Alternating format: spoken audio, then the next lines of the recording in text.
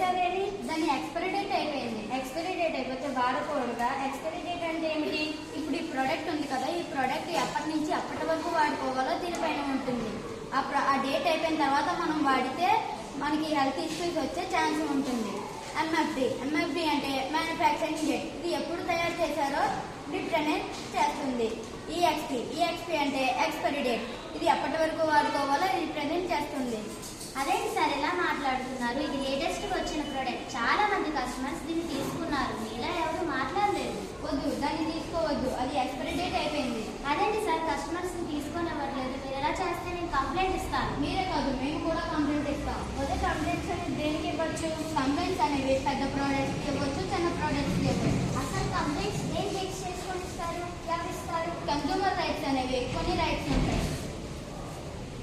Right to safety, మన వస్తువులు సురక్షితంగా ఉండాలి. రైట్ టు ఇన్ఫర్మేషన్, ఆ వస్తువు గురించి మనకు పూర్తిగా తెలిసి ఉండే హక్కు మనకు ఉంటుంది. రైట్ టు చూస్, మనకి నచ్చిన వస్తువు తీసుకునే హక్కు మనకు ఉంటుంది.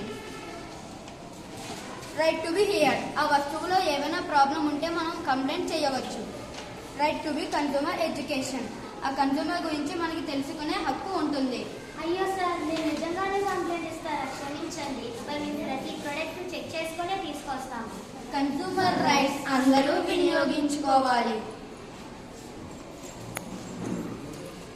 ప్రొడక్ట్లో ఏమైనా ప్రాబ్లం ఉంటే మనం కన్స్యూమర్ కోర్టుకు వెళ్ళి ఫిర్యాదు చేయవచ్చు. అంతేకాకుండా యాప్లో కూడా ఫిర్యాదు చేయవచ్చు. హెల్ప్ లైన్ని యూజ్ చేయవచ్చు. ఇవి డీటెయిల్స్. అందరూ దీన్ని వినియోగిస్తారని ఆశిస్తున్నాను. ధన్యవాదాలు.